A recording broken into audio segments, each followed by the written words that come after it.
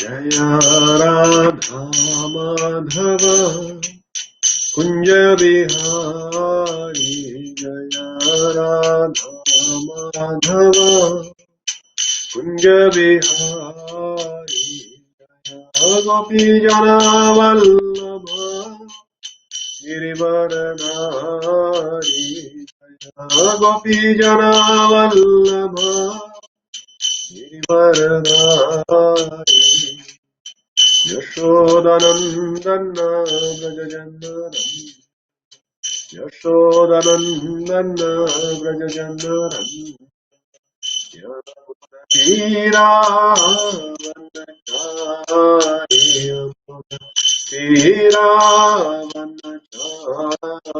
Jai Radha Madhav Kunj Bihari Radha Madhav Kunj Bihari Krishna Hare Krishna Krishna Krishna Hare Hare Hare Ram Ram Ram Hare Hare Hare Krishna Krishna Krishna Hare Hare Hare Ram Ram Ram Hare Hare Hare Krishna Krishna Krishna Hare Hare Hare Ram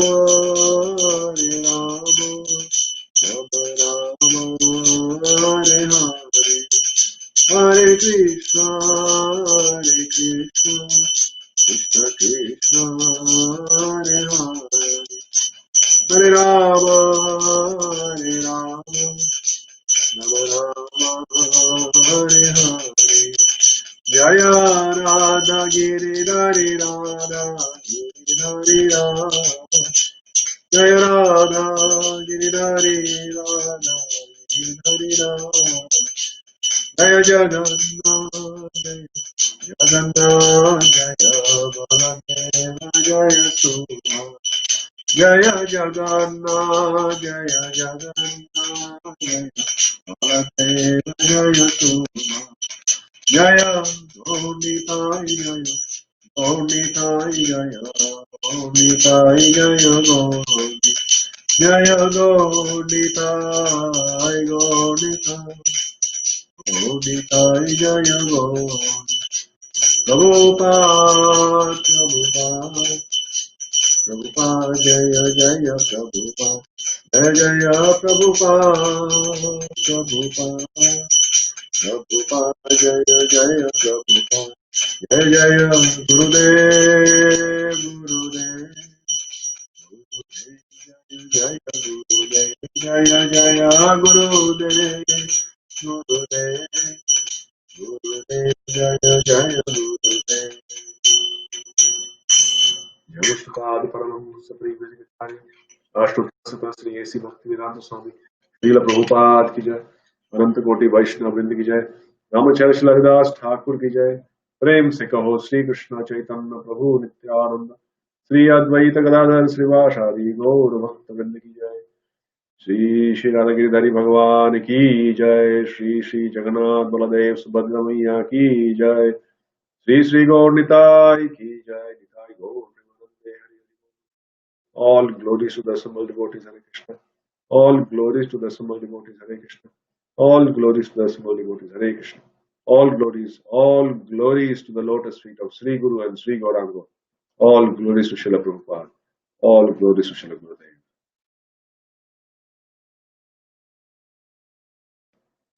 Om Namo Bhagavate Vasudevaya Om Namo Bhagavate Vasudevaya Om Namo Bhagavate Vasudevaya Narayanam Namaskritya Naram Chaiva Narottamam Devim Saraswatim Vyasam Tato Jayam Mudirayet Nashta Prayeshva Bhadreshu Nityam Bhagavata Sevaya Bhagavate Uttama Shloke Bhaktir Bhavati Naishtiki. Granthrat Srimad Bhagavatam ki jai. Hare Krishna. Welcome back to this evening session where we were discussing currently the story and lessons from Krishna Janmastami. So we started pretty much around the time of Janmastami, and we are progressing on towards the next part of what happened.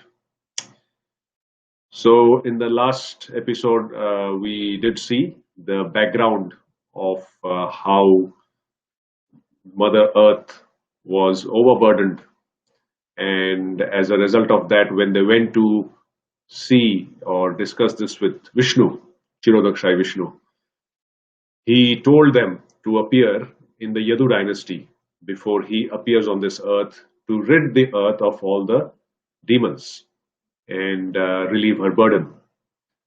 And we saw how the demons prior to that had taken birth in the powerful Kshatriya families and they were causing havoc. And now the Devatas also took birth in the Yadu dynasty. And today we will see how the different dynasties or two major dynasties, they came together for an alliance, and who are the prominent members in those dynasties. And we'll also look at the past of Kamsa. So before that, we'll excuse me, look at a very nice verse from Srimad Bhagavatam, Canto 10, Chapter 1, Text 16. Some of you might know this verse very well, but this is, I think, a great verse to remind ourselves that doesn't matter who is doing what, as long as we are connected to Krishna Katha in some form or the other, we are being constantly purified and benefited. So if you have the Bhagavatam, please do repeat. Vasudeva Katha Prashnaha Purusham Strin Punatihi Bhaktaram Prichakam Shrotrims Tatpada Salilam Yatha. Vasudeva Katha Prashnaha Purusham Strin Punatihi Bhaktaram Prichakam Shrotrims Yatpada Salilam Yatha. Translation and purport by Srila Prabhupada. Srila Prabhupada ki jai. The Ganges emanating from the toe of Lord Vishnu purifies the three worlds, the upper, middle, and lower planetary systems. Similarly, when one asks question about the pastimes and characteristics of Lord Vasudeva, Krishna, three varieties of men are purified: the speaker or preacher, he who inquires, and the people in general who listen. Purport. It is said, Tasmad Gurum Prapadyeta Jigyasuhu Shreya Uttamam. Bhagavatam 11.3.21. Those interested in understanding transcendental subject matters as the goal of life must approach the bona fide spiritual master. Tasmad Gurum Prapadyeta. One must surrender to such a guru who can give right information about Krishna. Herein, Maharaj Parikshit has surrendered to the right personality, Shukadev Goswami, for enlightenment in Vasudev Katha. Vasudev is the original personality of Godhead who has unlimited spiritual activities. Srimad Bhagavatam is a record of such activities, and Bhagavad Gita is a record of Vasudev speaking personally. Therefore, since the Krishna consciousness movement is full of Vasudev Katha, anyone who hears, anyone who joins the movement, and anyone who preaches will be purified. Om Ajnanatamidandhasya Jnananjana Shalakaya Chakshurunmilitam Yena Tasmai Shri Guruve Namaha. Namo Vishnupadaya Krishna Prishtaya Bhutale Srimate Mahavishnu Goswami Niti Namine. Namo Vishnupadaya Krishna Prishtaya Bhutale Srimate Bhakti Vedanta Swami Niti Namine. Namaste Saraswate Deve Gauravani Pracharine Nirvishesh Shunyavadi Paschatya Deshatarine. Jai Sri Krishna Chaitanya Prabhu Nityananda Sri Advaita Gadadhar Shivash Adi Gaur Bhakta Vrinda. Hare Krishna, Krishna Krishna, Hare Hare, Hare Ram, Ram Ram, Hare Hare. Krishna Bhagavan ki jai. So we see that in this verse very nicely, Shukadev Goswami is mentioning that wherever the glories of Krishna are chanted, recited, three types of people are involved in such a transmission. So who are the three? He says Vaktaram, Pritchakam and Shrotrims. Vaktaram, Pritchakam and Shrotrims. So Vaktaram is who? Vakta. He is a person who is speaking, who is describing the glories of Krishna after having heard it from bona fide parampara system. So he gets purified. Not only that, Pritchakam. Pritchakam means person who is inquiring, who is sincerely wanting to know more about Krishna, more about the activities of Krishna, and more about how he can implement the principles and instructions of Krishna in his life. They also get purified. And the third one, Shrotrims. Anybody who is hearing the katha, whether it is live or whether it is on Zoom or electronic medium, doesn't matter. Anybody who is hearing the katha gets equally purified as much as the preacher or the speaker of the glories of Krishna gets purified. So you see, that's why Prabhupada has instituted regular hearing of Bhagavad Gita and Bhagavatam every day for serious and sincere devotees. So that is something that we should all remember. Anytime we get to hear Krishna Katha, we should understand that we are actually getting purified. And what is the proof that we are getting purified? The proof that we are getting purified is we develop the urge to hear more Krishna Katha.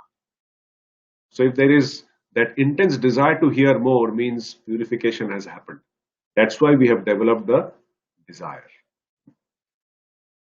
In the purport, Prabhupada emphasizes one more important point, and for people who don't know the difference between Bhagavad Gita and Srimad Bhagavatam. Sometimes a lot of people ask us, are they the same? Are they different? What is it? And Prabhupada has, in just one sentence, given such a simple explanation to distinguish between the two and to also obviously connect the two. So he says that Srimad Bhagavatam is a record of Krishna's unlimited spiritual activities. Obviously, Krishna does not perform any material activities. All his activities are spiritual or transcendental. So Bhagavatam is a record of Krishna's transcendental activities. And Bhagavad Gita is a record of Vasudev speaking personally.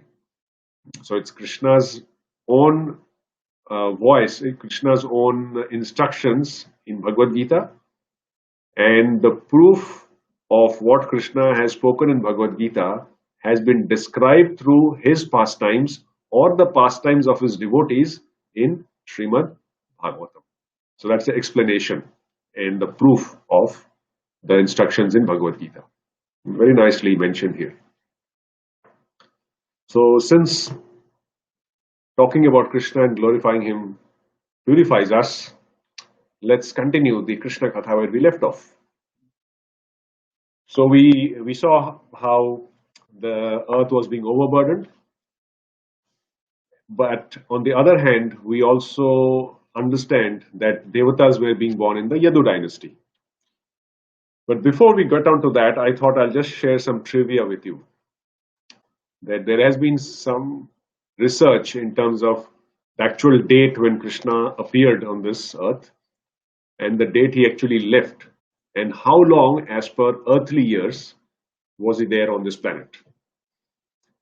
So there has been many research done in that regard, with obviously reference to scriptures, and based on the constellation, based on the nakshatra at that point of time, which relates to the relative positions of the different planets going back so many years. Some of the astrologers have found that Krishna actually appeared in 3228 BC, and he disappeared in 3102 BC, which basically means that he was on this planet Earth for 125 earthly years. And obviously, he was born in Mathura, taken to Gokul, and he was in different places for different years.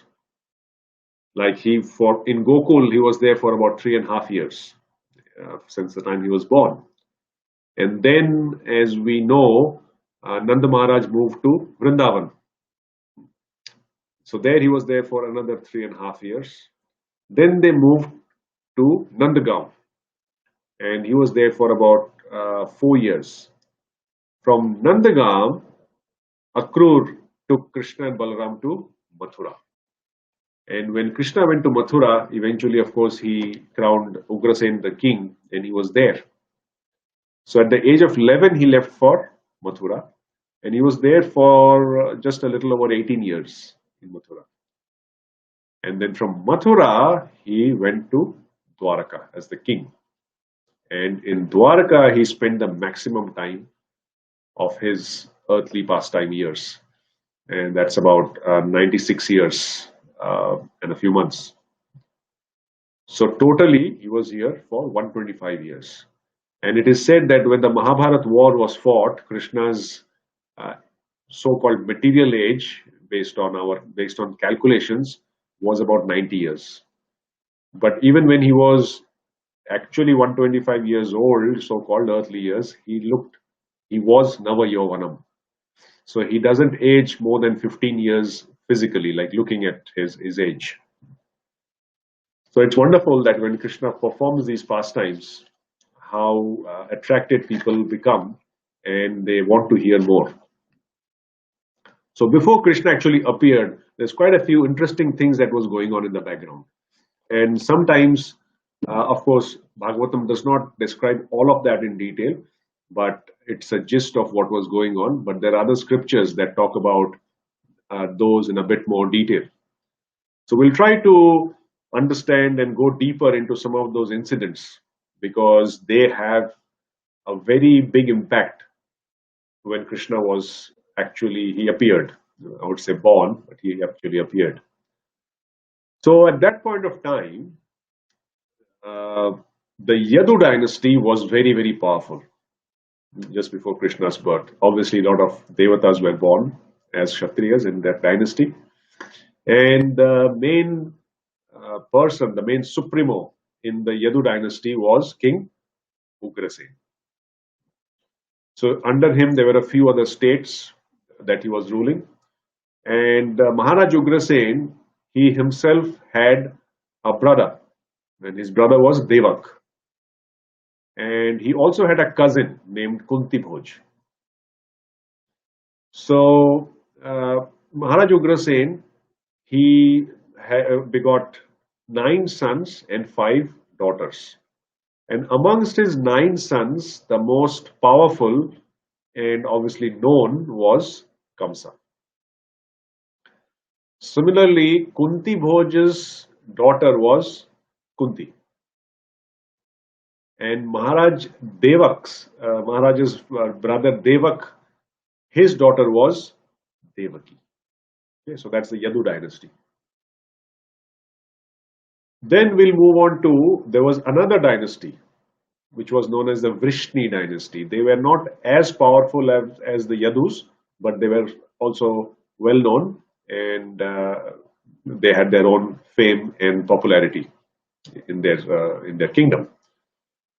So Vrishni, at that point was ruled by Maharaj Surasen. And Maharaj Surasen was the son of a king Devamidha. And Surasen had 10 sons and 5 daughters.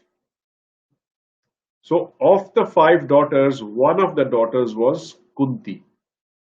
But Kunti was given by Surasen to Kuntimoj, who was the cousin of Ugrasen.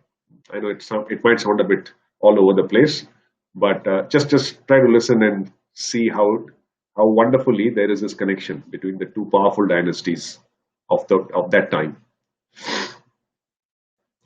So that's Kunti. And Maharaj Surasen, he had, as I said, 10 sons. Of his 10 sons, Vasudev was the eldest son. So Vasudev from Vrishni dynasty and Devaki from Yadu dynasty. That matchmaking was done by Gargacharya. He thought that this, based on the horoscopes and charts, he thought that this marriage would be a very powerful marriage, and it will also be a great alliance between the two dynasties as well. So he's the one who put forward this proposal to the two families. Now, Devamit, whose son was Surashen in the Vrishni dynasty, had another son, and his other son was Parjanya. Now, Parjanya was the king of Vrindavan. And he was such a wonderful ruler, and he took care of the citizens so much that they regarded him as their own father, not as a king. They couldn't imagine Vrindavan without the rule of Parjanya. So Parjanya had 5 sons. And these 5 sons, they gave immense pleasure to all the inhabitants of Vrindavan. So all their names ended with Ananda. So Ananda means giver of pleasure. They give happiness to the inhabitants. So his first son was called Upananda, then Abhinanda, third son was Nanda, then Sananda and Nandana. So all the 5 sons were very, very popular and famous and liked by all the citizens. So when Parjanya actually he wanted to retire from and leave his kingly duties, he wanted to give the kingdom of Vrindavan to his eldest son. So his eldest son was Upananda. So Upananda was supposed to be crowned the king. But on the day he was supposed to be crowned the king, he did something which was shocking. People couldn't believe this. So when the coronation ceremony takes place, the person who is supposed to be crowned king is given this tilak. So instead of Upananda accepting the tilak of becoming the king, he actually did the tilak on Nanda Maharaj. Nanda was actually the middle brother of the 5. He was in the center. But he was liked amongst the 5. All the 5 brothers were liked, but amongst the 5, he was the most cherished. Everybody in Vrindavan just loved him, adored him, respected him. So Maharaj Upananda thought that he would be a better king, and he himself thought he could be the advisor to the king, although he was the eldest, and it was his right to the throne. So although Nanda Maharaj was hesitant at the beginning, but because he was the darling of all, he was as soon as the tilak was done on him, everybody in the kingdom was very satisfied and very happy that Nanda Maharaj is actually taken over as the king of Vrindavan. So this shows that it is not just about being the eldest son. That is, of course, one of the rules, but it is also a question of who can be a better king. And this example is wonderful, especially in today's context, where it is not important whether it is my right to be the king or not. What is important is, can I be a good king, or is there somebody else who can make a better king and I can support him? In this material world, everybody wants all the best things for himself. whether he's qualified to receive them or not, and they want others to serve him. Whereas a devotee or a person who is devoted to the Lord, follows his instructions, understands the scriptures, always does things not because he likes it, not because he wants it, but what Krishna wants, what the people in general want. That's a big difference. So, from this story, we can learn that it is not important what we deserve, it is not important what right we have got. What is important is, in this situation, who can do the best job, who can perform the best service, and he is given that service. So we see during festivals, sometimes there are so many kirtaniyas, there are so many people who can give class, there are so many people who can dress the deities. But for festival times, when it's the best time of the year, you want to give the Lord the best during festivals, right? In terms of bhoga offering, in terms of decoration, in Janmastami we have the best of decoration. So whosoever can give or perform the best service, of course everybody is keen to perform some service, but amongst the devotees who can perform the best service, that person is designated to take charge of that service. So the person who sings the best is given that service. And others who can also sing, they also feel nice that this person is really qualified, he sings the best, he deserves to sing for the festival. And likewise, dressing the deities, the priest who can dress the deities in the most exquisite manner, they are given the charge to dress the deities. That doesn't mean others do not do it, but the others, they can assist such a person, a skilled person who's got these qualities. So it just tells us or shows us how we can work in harmony with each other and basically glorify and please the Lord. And the Lord himself is extremely happy when he sees this cooperation amongst all his children. And this is one of the examples to show that it happened then, and if we are aware and if we really want to follow the instructions of Krishna, we can even do it now. So that was a bit of a gist between Yadu, Vrishni, and how a part of the Vrishni dynasty was also ruling Vrindavan. So Nanda Maharaj eventually got married to, as we know, Yashoda, who was a daughter of a cowherd chief named Sumukh. Right. Now, that was basically an overview of the dynasty. Now, the main reason why Krishna came was obviously to relieve the burden from Mother Earth, but the person who was mainly instrumental in actually causing Krishna's early descent was Kamsa. So who is this Kamsa? How did he become so powerful? And why just him? And how come under him there were so many demons that he could send across?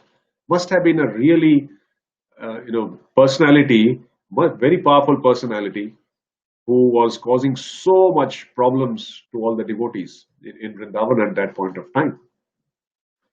So we understand that Kamsa in his previous birth was a demon called Kalanemi. And Kalanemi at that point of time was a very, very powerful demon, and it is said that Kamsa was even more powerful. So when Kalanemi came as Kamsa, he was even more powerful and almost unbeatable. And we'll see how the turn of events happened and how he actually became and acquired that kind of power to silence everybody during his rule. So Kamsa was Kalanemi, and Kalanemi was a powerful demon who was there around the time when the churning of the milk ocean was happening between the Devatas and the demons, the demigods and the demons. And after that, we know that story, how after the churning, the nectar came out and how Vishnu tricked the demons and gave all the nectar to the demigods. When all that happened, obviously the demons were extremely angry and they attacked attacked the Devatas. And leading that attack, in fact, the Devatas were ambushed.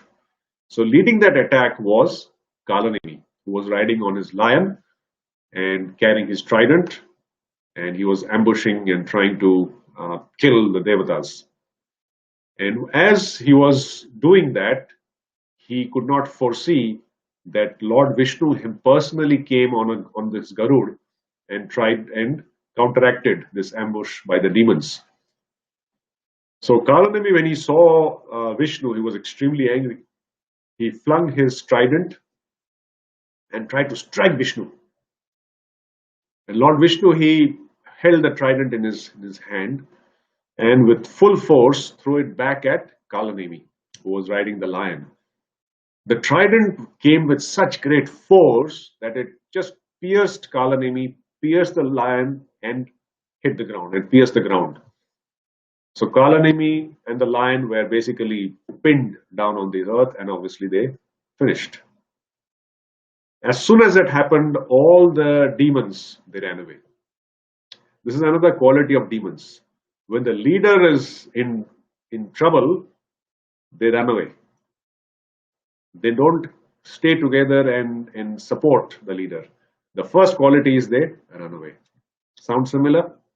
Make your own guesses. So they went off. Kalanemi was dead.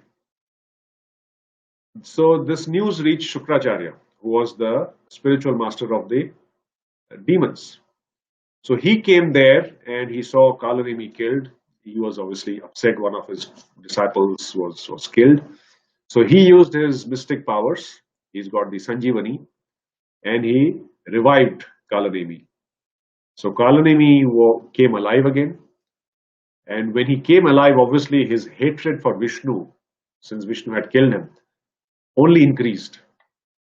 And he thought to himself that if Vishnu has killed him, there's no way with this body and with his ability he can manage to defeat or even kill Vishnu. So he thought he should upgrade his body in a better way.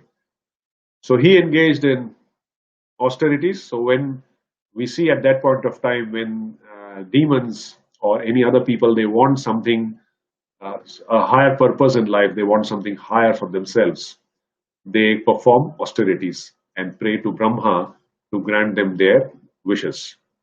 So he also performed a lot of austerities, and at the end he pleased Brahma. His idol, by the way, was Hiranyakashipu. He did a lot of austerities and got the boon from Brahma. Now he followed his footsteps. So Brahma came to him, and eventually he asked for the same boon, immortality. Brahma said, no, I can't give you that. So Kalanemi managed to ask immunity from the Devatas, demigods. So no demigods can kill him. And he thought all the other living entities, no, they don't matter anyway. He can take care of them. He's powerful enough. So once he got immunity from the Devatas, he was looking for an opportunity now to upgrade. Okay, I've got the boon. I need a better body. So he was looking at an opportunity. Which womb can I enter? But a demon to enter into a womb has to be, excuse me, has to be an illicit connection. As it is said in Bhagavad Gita, when lawfully wedded husband and wife, they unite, the child that is born is a divine child, is a godly child. But when the union happens between, which is illegal, which is against the scriptures, a child that is born is demoniac. And we see around us like an example of a demoniac civilization. So it happened that Ugrasen's wife, Padmavati, she had gone to her parents' place to stay for a few days. And her father, his name was, I don't have it here anyway, sorry. She was at his father's place. And while she was living there is a personality called Drumila, who was a messenger of Kuber, but he was a rogue. and he somehow managed to see her at her father's place, and he had an attraction for her. So he disguised himself as Ugrasen and came to see her. And Padmavati, obviously seeing Ugrasen, it's her husband. So she welcomed him and they united. And when they united, Kalanemi got the opportunity. So he knew that this was not, this was not real Ugrasen, and this uniting is not as per scriptures. So this is an opportunity for uh, a demoniac soul to enter. So he entered the womb of Padmavati, and finally she gave birth, and that was Kamsa. Now, because he took birth in these circumstances, he had three qualities from three different personalities, Kamsa. So he had the evil mind of Drumila, who was supposedly his biological father. He also had the hatred of Kalanemi, which was him in his kind of previous body. And he had the power, wealth of Ugrasen. So, with all these three together, he became extremely powerful, unbeatable at that point of time. So, from the time of his birth to the time he became a youth, he was constantly waiting for that opportunity to become more powerful, to gather more allies, and ultimately kill Vishnu. So, from his youthful days, he was planning, how can I make allies? How can I make allies? I want to unite all the negative people in this world, all the demons of the world, and become very powerful. Like a good person thinks that how can I associate with other godly people and make spiritual progress? And a demon always thinks, how can I associate with more demons, associate with them, and bring them under my control? That's a big thing. Devotees, they interact with each other and want to be with each other to serve Krishna together. Demons interact with each other to make others serve him. So Kamsa, he was wrestling one day in his wrestling arena when a big wild elephant came there. And it was huge, gigantic, and just swaying all over and attacking people. So seeing the elephant, everybody from the wrestling arena, they fled. And Kamsa was left all alone. So people thought, my God, it's such a big elephant and it's all comes on his own. My God, maybe the elephant might pick Kamsa up and throw him down, and who knows whether he'll even be alive or not. They were contemplating like this. Suddenly they saw that Kamsa attacked the elephant, held him, picked him up, swirled him, and threw him far away. And as soon as they saw that, they said, wow, Kamsa is my hero. How can he, how much powerful he is that he did that to an elephant, that to a gigantic elephant. Amazing. And as they were all discussing amongst each other and admiring Kamsa for his power, King Jarasandha approached with his two daughters, Asti and Prapti. And he was impressed as well by Kamsa's power. So he offered these two daughters to Kamsa in marriage. And this alliance between Jarasandh Maharaj of Magad and Kamsa of the Yadu dynasty, it became such a big, powerful alliance. And that gave Kamsa the boost to say, I need more, I need more. So he went to a place called Mahishmati, which was known for the king of Mahishmati had 5 sons who were great wrestlers. And he went to them and he challenged them. If I get defeated by any one of you, I will become your servant for life. But if I can defeat all the 5 of you at the same time, so you 5 and I 1, it's 5 to 1. If I can defeat all of 5, then all of you will be my servants for life. They took up the challenge. So the eldest son was Chanur. The Mushtik and Chanur, who actually fought with Krishna before he killed Kamsa. So these were the two personalities. They were part of the five brothers. So they all came and challenged Kamsa.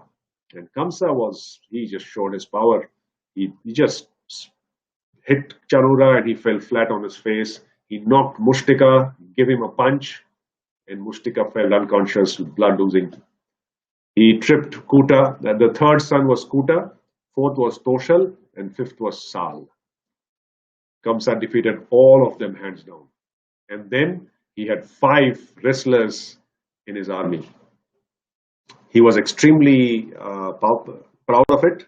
And then he went to Pravarsana mountain, where he fought and wrestled with Dvivida, the gorilla, for 20 days. And he fractured pretty much, it said, every bone in his body till Dvivida conceded defeat and became a servant of Kamsa. Then he went to Rishyamukh mountain, where he defeated the horse-headed demon Keshi, and he became his alliance as well. Apparently, he said he punched him 100 times. Then he met with a bit of a setback, should we say. He went to the Mahindra mountain, and he was just shaking the mountain, like children just shake some object like this, some table or chair. He didn't realize that Lord Parashuram was actually meditating on Dara mountain.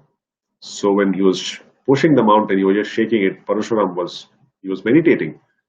He just came out of his meditation, got extremely angry, and realizing that it's Parashuram, Kamsa begged forgiveness. And he tried to appease Parashuram, who he knew was against the Kshatriyas.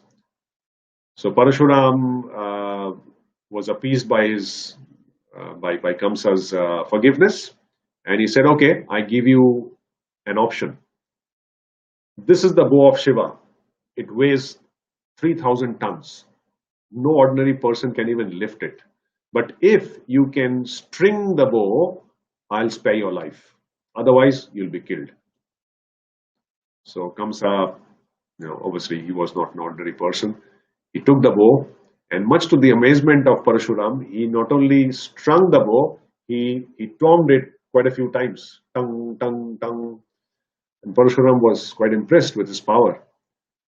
And when Kamsa did that, he again begged forgiveness, fell at his feet, and said, "I'm not a Kshatriya actually. I come from a Rakshasa family. So please forgive me." Parashuram was quite impressed. So he said, "Okay, I forgive you. And you can also have the bow. This is the bow of Lord Shiva. But remember, whosoever breaks this bow will also be the cause of your death." So he took the bow and came back.